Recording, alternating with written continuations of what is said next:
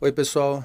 Eu sou o Dr. Acácio Cardoso, eu sou cardiologista, eletrofisiologista e o atual diretor do serviço de ECG do Hospital das Clínicas aqui da Faculdade de Medicina da USP. E hoje nós vamos falar sobre a fibrilação atrial, mais precisamente da atualização das novas diretrizes de fibrilação atrial da europeia, né, que foram publicadas em 2000.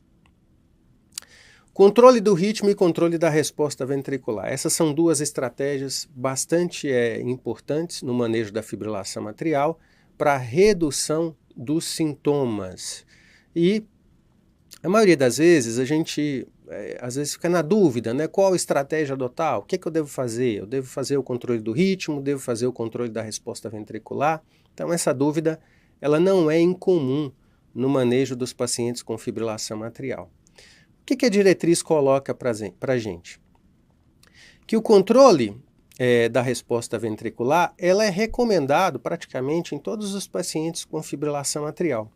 E você pode fazer isso, né, no atendimento de urgência, o paciente que vai com um quadro de fibrilação atrial ao pronto-socorro e você precisa melhorar os sintomas desse paciente. Você pode fazer isso em associação com a estratégia de controle do ritmo, ou você pode adotar o controle da resposta ventricular como única opção, única estratégia para melhorar os sintomas desse paciente. Então vejam que eu não tenho que necessariamente escolher uma ou outra estratégia, elas podem caminhar juntas ou você pode adotar uma dessas estratégias isoladamente, tá? Então e ao longo do processo, ao longo do tratamento, essas estratégias elas sempre vão estar à mesa, então eu tenho que ter a capacidade de escolher qual que é a melhor estratégia para o meu paciente. Então falando aqui sobre a fibrilação atrial paroxística, como que eu vou manejar este paciente? Então, paciente com fibrilação atrial paroxística, eu já determinei a questão dos fatores de risco e o controle das comorbidades, eu já determinei o risco de evento tromboembólico, ou seja, eu já avaliei a letra C e já avaliei a letra A do CARE, proposto por essa diretriz. E aqui eu vou entrar na questão da letra R, que é a redução de sintomas. Então, para um paciente que é paroxístico, eu posso adotar a estratégia de controle da resposta ventricular, por exemplo, num cenário de urgência, o paciente que chega num pronto atendimento, num serviço de emergência, com uma fibrilação atrial. E aqui eu posso ter como alvo uma redução da frequência cardíaca para menos de 110 batimentos por minuto. Essa estratégia ela pode ser recomendada como estratégia inicial para esse paciente. Em seguida, eu preciso avaliar se esse paciente tem ou não disfunção ventricular. Então é fundamental que todo paciente com fibrilação atrial, em algum momento, ele faça um ecocardiograma. Essa é uma indicação classe 1 nessa diretriz. Então, se o meu paciente ele tem uma disfunção ventricular, uma fração de ejeção abaixo de 40%, eu vou controlar a resposta ventricular ou com beta-bloqueador ou com digital. Essa é uma indicação classe 1. Eventualmente, eu vou precisar combinar essas duas drogas para ter um controle mais efetivo da resposta ventricular. Se o meu paciente tem uma função ventricular preservada, além do beta-bloqueador e do digital, eu posso utilizar o diltiazem ou verapamil, os bloqueadores de canal de cálcio. E, eventualmente, eu também posso combinar essas drogas para ter um controle mais efetivo. Você adotou a estratégia de controle da resposta ventricular para abordar inicialmente esse paciente. Você vai ter que pensar sobre a questão do controle do ritmo, ou seja, esse paciente tem benefício em controlar o ritmo, em manter ele em ritmo sinusal? Essa é uma questão extremamente relevante e que nós temos que fazer para esses pacientes, para todos os pacientes. E muitas vezes essa decisão ela tem que ser compartilhada com o próprio paciente e eventualmente quando existem dúvidas, né, com outros colegas, como um especialista, por exemplo, em arritmias, tá? Bem, uma vez que eu tomei essa decisão, olha, eu vou manter o ritmo sinusal neste paciente. Novamente, eu vou me basear na função ventricular para escolher a melhor estratégia terapêutica. Se esse paciente tem uma fração de ejeção reduzida, eu só posso dar amiodarona para ele. Se esse paciente tem uma função ventricular preservada, eu vou fazer opção pela propafenona, seria a indicação classe 1. E aqui nós temos a alternativa, o sotalol, classe 2B, e realmente na prática clínica o sotalol é muito pouco utilizado para o controle do ritmo na fibrilação atrial. E aqui nós temos uma alternativa que ganhou muita força nessa diretriz, que é a ablação por catéter. Então, a ablação por catéter ela também entra aqui como indicação classe 1 para os indivíduos com fibrilação atrial paroxística, desde que eu opte pelo controle do ritmo para esses pacientes. Ou seja, se eu decidir que o controle do ritmo é a melhor estratégia para esse paciente, eu devo pensar em ablação por catéter para ele. E por que a ablação por catéter ganhou essa força nessa diretriz, né? Por que ela entrou como uma estratégia de primeira linha de tratamento nessa diretriz? Basicamente pelos resultados dos estudos que nós tivemos nos últimos anos, desde 2005 até os últimos 5 anos.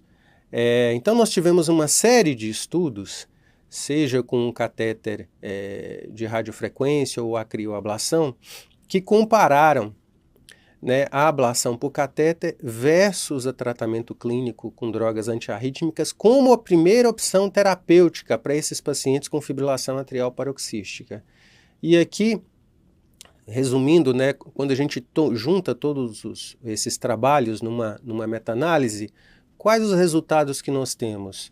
Que a ablação por catéter ela foi superior às drogas antiarrítmicas em relação à recorrência da arritmia, ela foi melhor do ponto de vista da qualidade de vida, então esses pacientes relataram uma melhora dos sintomas e melhora da qualidade de vida quando realizaram a ablação por catéter, e esse procedimento ele não aumentou o risco para esses pacientes quando comparado com as drogas antiarrítmicas. Então, os eventos adversos eles foram semelhantes entre a ablação e o uso de drogas antiarrítmicas, demonstrando que a ablação por catéter é um procedimento que evoluiu muito nos últimos anos, principalmente do ponto de vista da segurança do procedimento para o paciente, de forma que hoje ele não traz mais risco para o paciente quando comparado com o uso de drogas antiarrítmicas. Então, em função do resultado de todos esses trabalhos, a diretriz ela recomenda que a ablação por catéter ela deva ser uma opção de primeira linha para os pacientes com fibrilação atrial paroxística e sintomática, tá certo? Então, eu não posso aqui confundir a palavra primeira linha com primeira escolha, tá? Então, quando a diretriz coloca que é uma primeira linha, é que, uma vez que eu optei pela estratégia de controle do ritmo, eu devo pensar na ablação por catéter como uma opção bastante interessante para os meus pacientes para melhorar o controle do ritmo. Não significa que essa estratégia tem que ser a primeira, mas ela deve ser analisada, avaliada, principalmente no primeiro ano de acompanhamento desse paciente. E na fibrilação atrial persistente, como que nós conduzimos os sintomas no paciente com fibrilação atrial persistente? Novamente, eu devo avaliar a função ventricular. Se o paciente tem disfunção ventricular, vou usar beta-bloqueador digital, eventualmente uma combinação dessas drogas. Se a função é preservada, beta-bloqueador digital ou bloqueador de canal de cálcio, eventualmente uma combinação dessas drogas. E aí eu faço a mesma coisa. Eu devo avaliar a questão do controle do ritmo para esse paciente. Ou seja, existe benefício em controlar o ritmo? Eu vou adotar essa estratégia? Uma vez que você opte pelo controle do ritmo, a maioria desses pacientes, para fazer a reversão da fibrilação atrial, eles vão precisar da cardioversão elétrica. E aqui existem 3 cenários em que eu posso utilizar a cardioversão elétrica para esses pacientes. O primeiro, obviamente, se o paciente ele tem instabilidade hemodinâmica. Chegou para você com instabilidade hemodinâmica, eu devo cardioverter, não tem dúvida disso. A outra, como parte do controle do ritmo. Então, eu optei por controlar o ritmo. esse paciente tem uma fibrilação atrial persistente, eu posso indicar a cardioversão elétrica, desde que esse paciente esteja plenamente anticoagulado e que você tenha descartado a presença de trombos intracavitários. E uma outra estratégia que é interessante nessa diretriz é para avaliar melhor o benefício do ritmo sinusal. Muitos desses pacientes que têm uma fibrilação atrial persistente, eles têm sintomas que não são muito evidentes numa primeira avaliação, ou eventualmente eles estão, de certa forma, adaptados à arritmia e acabam se limitando por conta da arritmia. Então, esses pacientes às vezes apresentam algum sintoma, mas você não consegue definir muito bem numa avaliação inicial ou até mesmo durante o segmento. Outra questão é que às vezes esse paciente ele aparece com você com a fibrilação atrial e com disfunção ventricular, e você não consegue definir se aquela disfunção ventricular tem ou não uma associação com a FA. Então, nesse cenário, é interessante você tentar realizar a cardioversão elétrica, porque uma vez que o ritmo sinusal é restabelecido, você vai ter condições de avaliar melhor se esse paciente tem algum sintoma relacionado à arritmia e se aquela disfunção ventricular tem alguma associação com a fibrilação atrial.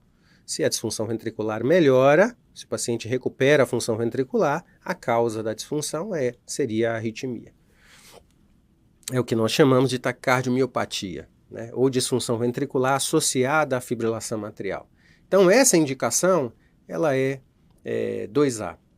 Bem, fiz a cardioversão elétrica, restabeleci o ritmo sinusal. Qual a droga que eu vou utilizar para controlar o ritmo, para manter o ritmo sinusal? Nesse cenário, novamente, eu olho para a função ventricular, a fração de ejeção é baixa, eu posso dar amiodarona. A fração de ejeção é preservada, a função ventricular é preservada, eu vou usar a propafenona como primeira escolha, sotalol, em raras situações nós vamos indicar. E aqui a ablação por catéter, ela tem uma indicação classe 2E, 2B como primeira opção. Ou seja, como primeira linha de tratamento, quando eu opto por realizar o controle do ritmo, eu tenho como primeira linha de tratamento a amiodarona, a propafenona e a ablação por catéter seria uma indicação classe 2B, ou seja, as evidências da ablação por catéter como primeira linha de tratamento para a fibrilação atrial persistente ainda não são muito boas. Por outro lado, se esse paciente ele é refratário ao tratamento clínico, a ablação por catéter ela passa a ser classe 1. Fibrilação atrial permanente, ou seja, esse é o ritmo definitivo do paciente. Como que eu devo manejar a redução de sintomas nesses pacientes? Então, eu já avaliei aqui a questão das comorbidades e fatores de risco, a letra C, desculpa. Eu já avaliei a questão do risco tromboembólico, a letra A. E aqui eu vou olhar novamente para a função ventricular.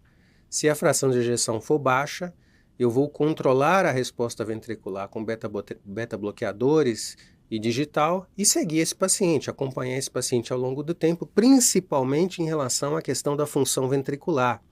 Porque uma vez que esse indivíduo ele começa a deteriorar, piorar a função ventricular, né, é um sinal de que eu tenho que otimizar e principalmente olhar para o controle efetivo da resposta ventricular.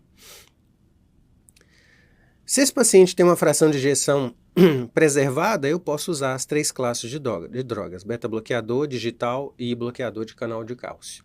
Mas existe aqui nesse cenário um grupo específico de pacientes que são muito sintomáticos e que acabam sendo hospitalizados por insuficiência cardíaca. Esses pacientes que são muito sintomáticos, têm disfunção ventricular importante e que internam com insuficiência cardíaca em decorrência da fibrilação atrial, você deve considerar, já como estratégia inicial, a ablação do nó atrioventricular e o implante de um ressincronizador cardíaco, que é um marcapasso para tratar a insuficiência cardíaca. Bem, e por que a insuficiência cardíaca ela é tão importante no cenário da fibrilação atrial? Porque essas duas situações, elas coexistem de maneira muito frequente, né? Então nós temos tanto que a insuficiência cardíaca ela pode evoluir com fibrilação atrial, muitos pacientes com insuficiência cardíaca vão acabar evoluindo com fibrilação atrial, como eu posso ter o outro lado, um paciente com fibrilação atrial que acaba evoluindo com insuficiência cardíaca, ou seja, a fibrilação atrial mal controlada muitas vezes, ela vai determinar o aparecimento de disfunção ventricular e insuficiência cardíaca. Observem que essas duas situações, tanto a fibrilação atrial como a insuficiência cardíaca com disfunção ventricular, elas têm fatores de risco semelhantes, né? Então é muito difícil muitas vezes você determinar quem está causando o que aqui, o que veio primeiro. Então, muitas vezes o indivíduo que tem fibrilação atrial e que tem disfunção ventricular, você só vai ser capaz de definir se a fibrilação atrial é a causa da disfunção ventricular se você eliminar a arritmia, se você restabelecer o ritmo sinusal.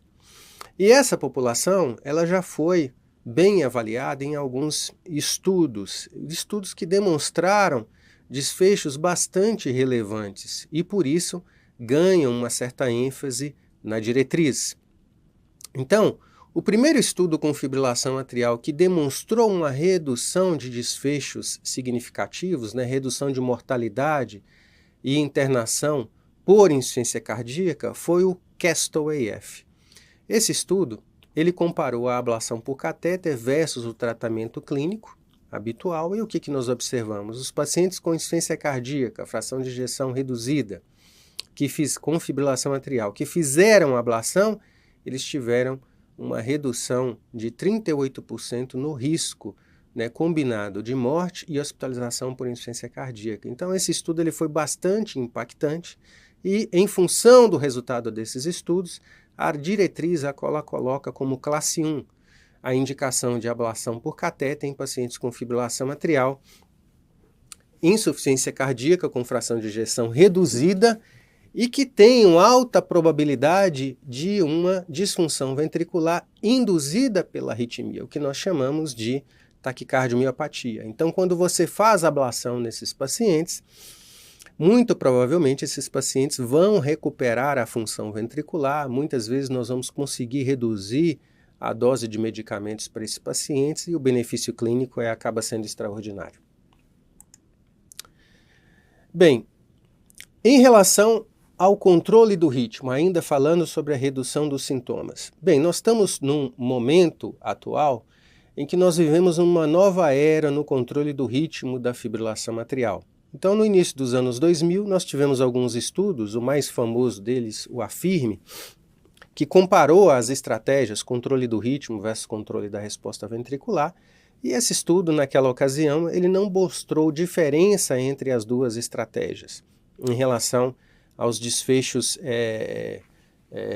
significativos, né? Mas nós tivemos uma série de limitações em relação a esse estudo, para aquele momento, né? O uso inadequado de drogas antiarrítmicas. Então as drogas antiarrítmicas que foram utilizadas acabaram aumentando o risco de proarritmia e aumentando o risco de eventos na população que usou drogas antiarrítmicas. Nós não tínhamos, naquela ocasião, a ablação por catéter, que é uma estratégia muito bem consolidada hoje para o controle do ritmo. A questão da anticoagulação ela não era muito bem definida ainda naquela ocasião, então muitos pacientes que controlavam o ritmo, que estavam no ritmo sinusal, o médico acabava suspendendo o anticoagulante antioral, e isso pode ter impactado nos desfechos. A importância do controle das comorbidades, né, como a gente faz hoje, também não era muito bem definida naquele momento. A identificação e tratamento precoce, hoje esses pacientes são identificados mais precocemente, tratados mais precocemente, porque nós sabemos que essa é uma arritmia que evolui, que ela é dinâmica, então é muito importante começar o tratamento precocemente e isso impacta nos resultados. Esse conceito não era muito bem definido naquela ocasião e obviamente que surgiram novas evidências, né, que fizeram com que a gente mudasse um pouco a mentalidade em relação ao controle do ritmo na fibrilação atrial. O primeiro estudo que foi relevante nesse sentido foi o ATHENA, um estudo que testou aqui uma droga antiarrítmica chamada dronedarona, e essa dronedarona ela foi comparada com o tratamento padrão, e o que nós observamos foi uma redução de desfechos, uma redução de hospitalização e morte cardiovascular em decorrência do uso da dronedarona. Então teve uma redução significativa. Esse estudo ele foi a primeira pista aí de que talvez o controle do ritmo, mais outras estratégias adotadas, poderiam trazer um benefício para o paciente. Um estudo que realmente foi divisor de águas foi o EAST-AFNET-4.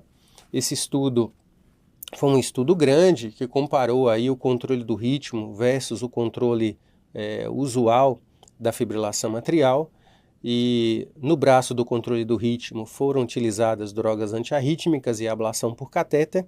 E o mais importante, nesse estudo, a indicação do controle do ritmo ela foi feita de forma muito precoce, ou seja, no primeiro ano de tratamento da detecção da fibrilação atrial. Então, indicando aqui que o tratamento precoce, a identificação e tratamento precoce pode ter um impacto para esses pacientes. E realmente, nesse estudo, nós tivemos uma redução de desfechos duros, né? Uma redução de morte por causa cardiovascular, de AVC, de hospitalização por insuficiência cardíaca e de síndrome coronariana aguda no braço que fez o controle do ritmo. Então, demonstrando que existe um benefício em controlar o ritmo. Em função disso, a diretriz ela coloca que nós devemos implementar a estratégia de controle do ritmo para os pacientes com fibrilação atrial dentro dos primeiros 12 meses do diagnóstico. Em pacientes, obviamente, selecionados, né? Aqueles pacientes que têm maior benefício em controlar o ritmo sinusal. E que essa estratégia ela pode, eventualmente, reduzir o risco de morte cardiovascular e hospitalização. Então, hoje nós damos uma certa preferência para o controle do ritmo em relação à estratégia de controle da resposta ventricular. Esse aqui é um resumo, não é esse fluxograma não é da diretriz, mas ele resume basicamente o que nós colocamos aqui em termos de estratégia de controle do ritmo e controle da resposta ventricular por meu paciente com fibrilação atrial. Então, um paciente que tem fibrilação atrial e que esteja já devidamente anticoagulado, eu vou fazer a estratégia de controle da resposta ventricular. Se o paciente tem uma fibrilação atrial permanente, eu avalio a função ventricular. Se a minha resposta ventricular está bem controlada, eu continuo com a estratégia de controle da resposta ventricular. É muito importante eu ficar de olho na função ventricular ao longo do segmento, né, para ver se esse paciente realmente não está tendo perda da função ventricular, não está deteriorando tal, porque isso é um indicativo de que eu devo mudar essa estratégia ou devo otimizar essa estratégia. Se o meu paciente com fibrilação atrial permanente, ele continua sintomático, ele é sintomático, eu devo utilizar as estratégias aqui de controle da resposta ventricular, sempre tentando otimizar o controle da resposta ventricular. Se esse meu paciente ele continua sintomático, ou eu tenho uma deterioração da função ventricular, ou eu tenho muita dificuldade em manter o controle da resposta ventricular, muitas vezes esses pacientes não toleram o uso desses medicamentos por hipotensão ou por outros motivos. Então, nesse cenário, eu vou pensar na ablação do nó AV, o implante de marcapasso, né, que é uma estratégia que funciona muito bem para esses pacientes em que o controle da resposta ventricular ele não é possível ou é ineficaz. Já no meu paciente que não tem fibrilação atrial permanente, ele é persistente ou ele é paroxístico. Se ele for assintomático, eu apenas vou acompanhá-lo da mesma forma, avaliar a função ventricular. Se a resposta ventricular estiver adequada, eu continuo com essa estratégia de controle da resposta ventricular e observando a evolução da função ventricular. Nos meus pacientes que são sintomáticos, eu posso adotar a estratégia de controle da resposta ventricular e, ao mesmo tempo, pensar na estratégia de controle do ritmo. E aqui nós temos que esse indivíduo ele pode usar drogas antiarrítmicas, ele pode eventualmente necessitar de cardioversão elétrica, pode fazer a ablação ao longo do segmento, ou seja, são estratégias que são adotadas para controlar o ritmo sinusal para esse paciente que eu achei que ele deve, né, se beneficiar da estratégia de controle do ritmo. Obviamente, se essa estratégia ela não funciona, ou esse paciente acaba não respondendo a essa estratégia ao longo do tempo, eu posso me voltar aqui para a estratégia de controle da resposta ventricular. Se a resposta ventricular ela não for bem controlada com drogas, ele também acaba sendo um candidato a fazer a ablação do nó AV e implante do marcapasso definitivo. Então, hoje em dia, nós temos que, no paciente que não tem FA permanente, nós utilizamos essas duas estratégias, controle da resposta e controle do ritmo, de forma meio que combinada, né, ao longo do segmento desses pacientes, dando preferência para a estratégia de controle do ritmo em populações selecionadas. E uma vez que eu adoto a estratégia de controle do ritmo, a ablação ela é muito importante, as drogas antiarrítmicas também estão neste contexto e são também importantes para controlar o ritmo, e uma vez que eu não consigo controlar o ritmo de maneira adequada nesses pacientes, eles acabam indo para a estratégia de controle da resposta ventricular como última alternativa para controlar os sintomas. Bem, outro cenário que é abordado nessa diretriz é a fibrilação atrial no pós-operatório de cirurgia cardíaca. Esse é um evento bastante comum. 30% a 50% dos pacientes que fazem cirurgias cardíacas podem evoluir com fibrilação atrial. Ela aumenta em 4 a 5 vezes o risco de recorrência da fibrilação atrial em 5 anos, aumenta o tempo de hospitalização, aumenta o risco de infecção, sangramento, insuficiência renal e mortalidade. E, obviamente, que tudo isso faz com que esse paciente tenha um custo elevado durante a sua internação para o setor de saúde. Então, nós devemos evitar a fibrilação atrial no pós-operatório. Qual estratégia nós podemos adotar para diminuir, minimizar esse risco? Uma das estratégias é a utilização da amiodarona antes da cirurgia cardíaca, 1 a 2 semanas antes em que esse paciente vá para a cirurgia cardíaca. Então isso já foi testado, um trabalho que é até antigo, em 1997, e realmente o paciente que tomou a amiodarona antes da cirurgia cardíaca, ele teve menor risco de desencadear a fibrilação atrial no pós-operatório, e por conta disso a diretriz ela coloca como indicação classe 1, ou seja, que deve ser feita ou que deve ser considerada para esses pacientes. Outra questão que é levantada na diretriz é a cardioversão elétrica na fibrilação atrial. Então, na diretriz passada, de 2020, esses pacientes, eles chegavam com fibrilação atrial e, geralmente, se você tinha certeza que essa fibrilação atrial ela tinha iniciado há menos de 48 horas, você estava autorizado a fazer a reversão da arritmia, né, o restabelecimento do ritmo sinusal, independente do risco tromboembólico. Essa era uma conduta que era adotada na última diretriz. E isso mudou um pouco agora nessa diretriz de 2024. Então, o meu paciente que chega com fibrilação atrial, se ele está hemodinamicamente estável, eu vou checar a anticoagulação oral dele. Se ele estiver devidamente anticoagulado, ou seja, eu tenho certeza que ele está usando o anticoagulante de maneira adequada nas últimas 3 semanas, eu posso proceder à cardioversão elétrica ou até mesmo à cardioversão farmacológica. Agora, se ele não está devidamente anticoagulado, eu devo observar o tempo de início da fibrilação atrial. E aqui existe uma estratégia, né, que pode ser adotada tanto nesse braço, em que o paciente ainda não está anticoagulado, para alguns pacientes, como para aqueles pacientes que já estão devidamente anticoagulados. Então, ao invés de usar uma droga antiarrítmica para reverter ou fazer a cardioversão elétrica, eu posso simplesmente esperar e aguardar a reversão espontânea da arritmia. E por que eu posso fazer isso nesse cenário? Porque isso já foi testado em um estudo. Então, os pacientes com fibrilação atrial sintomática com menos de 36 horas de evolução, nós tivemos aqui 2 estratégias. Uma seria aguardar, não fazer nada até 48 horas, para ver se ele revertia espontaneamente ou não. E a outra estratégia é fazer a reversão, seja com droga antiarrítmica ou cardioversão elétrica, o que eles chamaram de cardioversão precoce.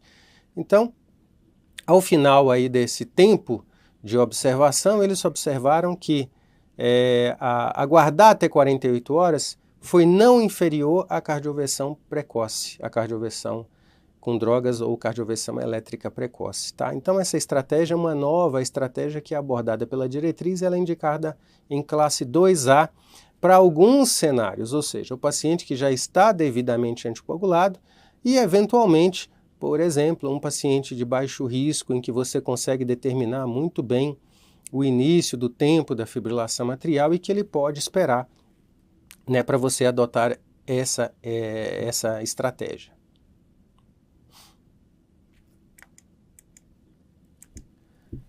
Bem, outra questão que mudou nessa diretriz é o tempo para realizar a cardioversão elétrica. Então, como eu tinha falado anteriormente, a gente geralmente, né, quando a gente tinha certeza que o paciente tinha começado a fibrilação atrial em até 48 horas, eu podia fazer essa reversão, fazer a cardioversão da arritmia, independente do risco tromboembólico. E agora, nessa diretriz, esse tempo ele foi modificado. Então, agora, se o paciente ele tem mais de 24 horas do início da arritmia, eu só devo realizar a cardioversão, primeiro, se ele estiver devidamente anticoagulado, 3 semanas antes. Se eu não tiver essa certeza, eu preciso excluir a presença de trombos intracavitários através do eco transesofágico. E apenas após a exclusão é que eu posso proceder à cardioversão. Então, houve uma mudança, ou seja, se tornou mais rigoroso o tempo aqui para indicar ou não uma reversão no cenário de urgência e emergência. O paciente tem mais de 24 horas, eu não tenho muita certeza em relação à questão da anticoagulação oral dele, eu só posso cardioverter depois de excluir a presença de trombos. Bem, passando agora para o último passo da avaliação desse paciente. Então nós falamos das comorbidades, falamos da anticoagulação, da prevenção do evento tromboembólico, falamos da redução de sintomas, controle do ritmo, controle da resposta ventricular, e agora nós entramos na avaliação e reavaliação ao longo do tempo, né? O que nós devemos fazer para esse paciente. Então aqui é muito importante nós termos este conceito, né, de que essa é uma arritmia dinâmica, ela tende a evoluir ao longo do tempo. Então um paciente que tem fatores de risco e muitas vezes apenas extrasístoles atriais, em um dado momento ele pode evoluir para formas paroxísticas, isso quando não identificado e não muito bem tratado, ele pode evoluir para formas mais persistentes e chegar até a forma permanente. E obviamente que o tratamento das comorbidades, o controle dos fatores de risco, a adoção de medidas, né, que visam o controle do ritmo, eles são fundamentais para evitar a progressão da cardiomiopatia atrial. Então nós temos que ter isso em mente para que a gente possa acompanhar devidamente esse paciente. E outra questão que é relevante é que esse paciente ele muda ao longo do tempo, então novos fatores de risco, novas situações podem surgir, então essa reavaliação ela é fundamental ao longo do acompanhamento desse paciente. De uma maneira geral, o que essa diretriz recomenda? Bem, eu devo reavaliar todo paciente que tem fibrilação atrial, quando eu faço o diagnóstico da fibrilação atrial, eu devo reavaliar esse paciente, tá? Em um dado momento. Quanto que eu devo fazer isso? De preferência, até 6 meses após a primeira avaliação. E depois disso, pelo menos uma vez por ano, ou se eventualmente eu tenho alguma necessidade, alguma mudança nos sintomas ou alguma coisa que ocorreu com o paciente que vai exigir uma reavaliação. Além disso, quando esses pacientes têm novos episódios de fibrilação atrial, eu também devo fazer essa reavaliação, isso é muito importante. Ou se eventualmente ele tem alguma admissão hospitalar, alguma internação, por um quadro que não seja necessariamente pela arritmia. Então, eu devo aproveitar essa oportunidade para fazer ajustes também, se forem necessários, obviamente, no controle desse paciente. Então, para todos os pacientes, nós devemos fazer um eletrocardiograma, os exames laboratoriais rotineiros aí, né, o perfil lipídico, glicêmico, função renal, coagulograma, isso é indicado para todos os pacientes. Exames de imagem, aqui é fundamental fazer um ecocardiograma, então todos os pacientes devem realizar um ecocardiograma. O Holter de 24 horas, os outros métodos, né, de monitorização do ritmo são importantes e eu devo fazer isso ao longo do acompanhamento desse paciente e, quando necessário, utilizar outros métodos de imagem. Então, ao longo do segmento, eu devo avaliar os fatores de riscos e comorbidades, como nós já enfatizamos bastante aqui nessa aula, estratificar o risco de evento tromboembólico, checar o impacto da fibrilação atrial, dos sintomas da fibrilação atrial, antes e após o tratamento que você empregou para esse paciente, avaliar e modificar os fatores de risco de sangramento e continuar a anticoagulação oral a despeito do controle do ritmo, né, desde que esse paciente tenha risco tromboembólico. Então, são questões que a diretriz ela enfatiza bastante ao longo do documento, né, para que a gente possa realmente implementar isso de maneira muito eficaz durante o segmento do paciente com fibrilação atrial. Bem, uma das questões que são levantadas nessa diretriz é o AVC embólico de causa indeterminada, o ESUS.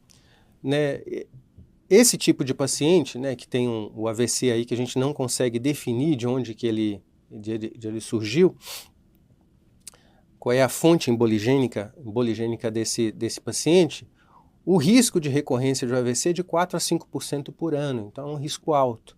A FA ela é responsável por 30% desses casos, então é importante investigar e rastrear a fibrilação atrial nessa população. E a probabilidade de detecção da fibrilação atrial ela depende do tempo de monitorização. Então, se eu monitorizo esse paciente por uma semana, a chance de eu conseguir flagrar uma fibrilação atrial é de 2%. Se eu monitorizo esse paciente por até 3 anos, eu aumento essa probabilidade em 10 vezes. Aumento para 20% a chance de flagrar um episódio de fibrilação atrial. Então, o tempo de monitorização ele é fundamental para que você possa definir a causa do evento tromboembólico. Por isso, a diretriz ela recomenda um monitoramento prolongado para paciente com fibrilação atrial com um AVC de causa indeterminada, para definir se você vai ou não iniciar uma anticoagulação oral.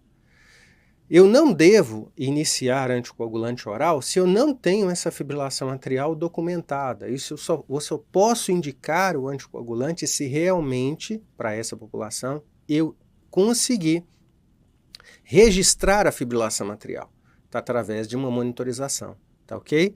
E, obviamente, como esse paciente teve um AVC, ele já é um paciente de alto risco. Bem, outra questão que é abordada no documento é a triagem da fibrilação atrial. Como que nós devemos proceder em relação à triagem? Bem, existem alguns tipos de triagem populacional no que diz respeito à fibrilação atrial. Eu posso fazer essa triagem de forma sistemática, ou seja, é uma triagem que ela é proativa, ela segue um protocolo estruturado, né, buscando sempre identificar pacientes novos com fibrilação atrial. Geralmente você só adota uma estratégia dessa com uma política governamental, um programa do governo muito bem definido para buscar novos pacientes, a identificação de novos pacientes. Eu posso adotar uma triagem que nós chamamos de oportunística, ou seja, se o meu paciente vem ao consultório, ele procura o sistema de saúde por algum motivo, o profissional ele é orientado a palpar o pulso e ele observando um pulso irregular, esses pacientes são encaminhados para realizar um eletrocardiograma. Então eu aumento a probabilidade também de diagnosticar. E existe a prática usual, ou seja, não existe nenhuma recomendação específica e nenhuma busca ativa no diagnóstico da fibrilação atrial. Essas estratégias elas já foram testadas do ponto de vista de estudos, né, estudo clínico. Então o que nós observamos aqui é que a estratégia oportunística e a sistemática elas têm uma certa equivalência em relação ao número de casos detectados de fibrilação atrial, e elas são superiores à prática usual. Então, se nós quisermos identificar maior número de pacientes com fibrilação atrial, teoricamente nós teríamos que implementar alguma estratégia dessa para aumentar a minha probabilidade de flagrar um evento de fibrilação atrial. Bem, e como que nós devemos monitorar? Quais são as recomendações dessa diretriz? Então, após um indivíduo ter um evento tromboembólico, paciente com, por exemplo, com um AVC de causa indeterminada, você deve iniciar essa investigação logo após o evento, isso é muito importante. Então, o paciente já internou, teve um AVC, não definiu uma causa, inicie já a monitorização, né? E essa monitorização, ela deve ser prolongada, porque isso aqui vai aumentar a minha probabilidade de registrar um evento de fibrilação atrial. Isso pode ser de forma invasiva ou não invasiva, ou seja, existem dispositivos invasivos e não invasivos que podem ser utilizados para fazer essa monitorização prolongada. Do ponto de vista da triagem oportunística, então, pacientes que têm mais de 65 anos e risco de evento tromboembólico, um paciente com mais de 65 anos e hipertensão, por exemplo. Quando ele busca um sistema de saúde, o ideal seria que nós tivéssemos uma avaliação oportunística desse paciente, ou seja, avaliar o pulso e fazer o eletro sempre que possível, tá? Essa é uma recomendação classe 1 da diretriz. E de forma sistemática, em pacientes você pode implementar a forma sistemática, né, em programas estruturados, em pacientes com fatores de risco, pacientes com mais de 75 anos ou 65 anos com outros fatores de risco aí. Então ele coloca muito bem aqui que isso aqui é um programa, né, que tem que ser estruturado, geralmente algum programa do governo, tal, muito bem implementado, treinado, tal, para que você possa realmente atingir esse objetivo. E essa implementação ela teria que ser feita com métodos não invasivos, né, com programas de monitorização envolvendo dispositivos de eletrocardiograma que são não invasivos e voltados para bases populacionais aí. Falando um pouquinho dos dispositivos, né, nós estamos num momento bastante significativo em relação à quantidade de dispositivos disponíveis na prática clínica para o registro do ritmo cardíaco. Então existem vários dispositivos atualmente. Esses pacientes têm muito interesse nesses dispositivos, existe uma propaganda também muito grande em relação a isso. Então é muito comum hoje um paciente chegar no consultório com um relógio, ou com um celular, ou com algum outro dispositivo, alguma outra forma em que ele consegue ver alguns parâmetros, né, do ritmo cardíaco, do eletrocardiograma, etc. Então essa é uma realidade que se impõe e nós temos que estar preparados para isso, saber lidar com essa situação. Então é importante nós entendermos que nós temos métodos de registro baseado no eletrocardiograma, e esses dispositivos, eles podem ter 1 ou 2 derivações, 6 derivações ou até mesmo mais de 6 derivações. E aqui é fundamental que o médico entenda que ele pode ter uma oportunidade de diagnosticar a fibrilação atrial desde que ele avalie o registro e confirme esse diagnóstico. Então, para eu ter um diagnóstico confirmado, eu preciso avaliar o registro e ver que realmente trata-se de uma fibrilação atrial. A partir disso, ela passaria a ser uma fibrilação atrial clínica. Por outro lado, nós temos outros métodos, né, que são a pletismografia, que é o mais utilizado aí. Esses métodos, eles são baseados em outras tecnologias que detectam ondas, né, de pulso, etc., e que tem um indicativo, né, de que pode ser uma fibrilação atrial. Esses métodos, eles não são confirmatórios, eles servem apenas para indicar uma possível fibrilação atrial. Então, quando nós nos deparamos com esse tipo de tecnologia, talvez o médico tenha que se aprofundar fazer outras investigações, pedir outros exames para que ele possa realmente confirmar o diagnóstico de fibrilação atrial. Bem, pessoal, eu falei bastante aqui sobre todas as questões que envolvem a diretriz.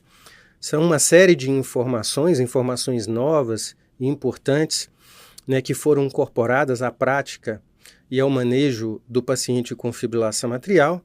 E, obviamente, para nós que estamos no Brasil, é muito importante sabermos se nós temos condições de implementar todas essas informações e quais as dificuldades que nós temos, né? Então, isso aqui é uma provocação que eu estou colocando, mas eu acho que é relevante, é importante para que a gente possa pensar, né, qual a estrutura que nós temos hoje, qual a condição que nós temos hoje para oferecer para o nosso paciente com fibrilação atrial.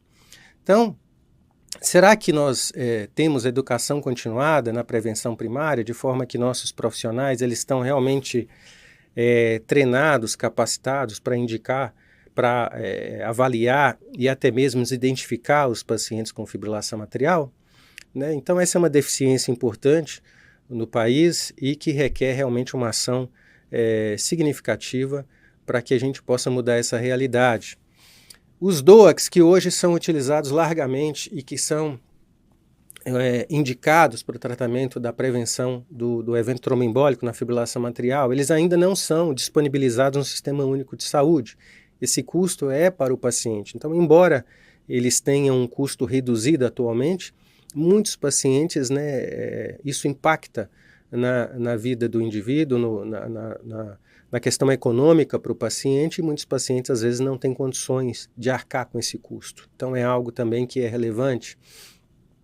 O nosso sistema de saúde, o nosso sistema público de saúde, ele não cobre de forma ampla, né, a ablação da fibrilação atrial. Esse é um procedimento que ele ainda é bastante caro, né, envolve a utilização de materiais, né, de custo elevado, então ele é inacessível para a grande maioria dos nossos pacientes.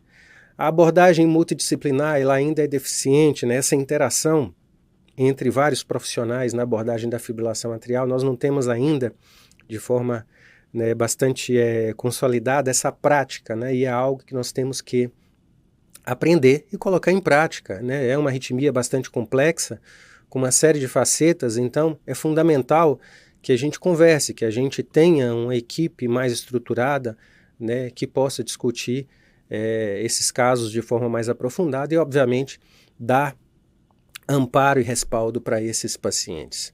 E nós também não temos, né, serviços de referência, né, principalmente no setor público, né, que possa receber esses pacientes, né? Então, às vezes, você tem um diagnóstico e você não tem para quem encaminhar, e isso dificulta muito e impacta bastante no tratamento desses pacientes. Então, são questões bastante relevantes que eu acho que, quando a gente discute uma diretriz dessa, que não é uma diretriz do nosso país, é uma diretriz europeia, eu preciso pensar, né, eu preciso avaliar para ver se realmente é possível ou não implementar essas estratégias no nosso país.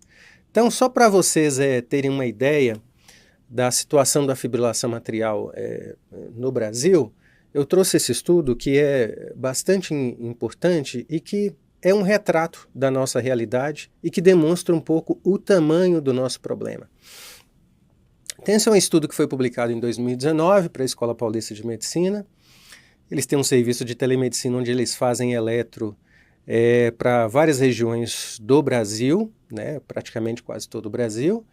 E eles fizeram uma busca aí de 2009 a 2016 do banco de dados de eletros deles. Então eles reuniram aí uma quantidade enorme de eletrocardiogramas, quase 680 mil eletrocardiogramas, e eles observaram que 2,2% dessa população que tinham feito eletrocardiograma lá, um único registro, tinham fibrilação atrial, ou seja, isso dá mais ou menos aí 4,5 milhões de pessoas no país, aproximadamente, né, com esse diagnóstico de fibrilação atrial. E depois eles fizeram uma seleção de 301 pacientes, obviamente de forma aleatória, e fizeram uma entrevista telefônica com esses pacientes, para entender muito bem como é que estava o tratamento desses pacientes, né? Então aqui nesse gráfico nós podemos ver que a prevalência da fibrilação atrial ela aumenta muito com a idade, né? Então entre a 8ª e a 9ª década aqui nós temos praticamente entre 8 e 10% da população tem essa arritmia, então é uma população que merece ser avaliada do ponto de vista da fibrilação atrial. E na entrevista, o que eles obtiveram? Quais as informações que eles tiveram? 34% dos pacientes não sabiam que tinham uma fibrilação atrial até o momento de realizarem um eletrocardiograma. Existe um espaço aqui para a gente adotar estratégias, né, de triagem no Brasil para tentar aumentar o diagnóstico da fibrilação atrial. 37,6% já haviam sido hospitalizados pela fibrilação atrial. Então é uma arritmia que impacta muito a vida do paciente, né? Muitos desses pacientes eles vão internar por conta da arritmia e vão ter internações múltiplas por conta da arritmia. Isso vai impactar a qualidade de vida, vai impactar de maneira significativa a sobrevida desse paciente. 21% não estavam recebendo nenhum tratamento. 18% estavam sob estratégia de controle do ritmo. Apenas 18% estavam tomando drogas antiarrítmicas e nenhum paciente tinha feito ablação por catéter, demonstrando que realmente, do ponto de vista da estratégia do controle do ritmo, a gente tem que melhorar bastante ainda no Brasil, principalmente no que se refere à disponibilidade do tratamento da ablação por catéter para essa população. E aqui nós temos uma das questões que são mais preocupantes, né, que é a questão da prevenção do evento tromboembólico. Então, como vocês podem ver, 21,3% desses pacientes que são considerados de alto risco não estava tomando nenhum anticoagulante, não estava tomando nenhum medicamento. Ou seja, isso é muito relevante. 32,2% dos pacientes estavam tomando antiagregante plaquetário, aspirina, o que não é indicado. Então nós temos aqui mais de 50% dos pacientes de alto risco sem uma proteção para um evento tromboembólico. Ou seja, isso é algo realmente muito relevante. Apenas 7,6% estavam em uso de anticoagulante, 1,7% em uso de anticoagulante e aspirina. Então, esse trabalho realmente demonstra o tamanho do problema que nós temos no nosso país e a responsabilidade como médicos, né, que lidam com a fibrilação atrial, né, no sentido de tentar buscar alternativas para mudar essa realidade, tá? Não só dos médicos, mas principalmente das pessoas que cuidam da nossa saúde, das autoridades que cuidam da nossa saúde, né, que precisam olhar para essa arritmia de uma forma diferenciada e entender que essa é uma arritmia que realmente impacta muito os brasileiros e precisam de alternativas eficazes para o controle e tratamento adequado dessa arritmia. Bem, eu quero encerrar por aqui, agradecer pela atenção de vocês e me coloco à disposição caso tenham dúvidas. Vocês podem enviar perguntas e a gente pode depois tentar responder. Um abraço e até a próxima.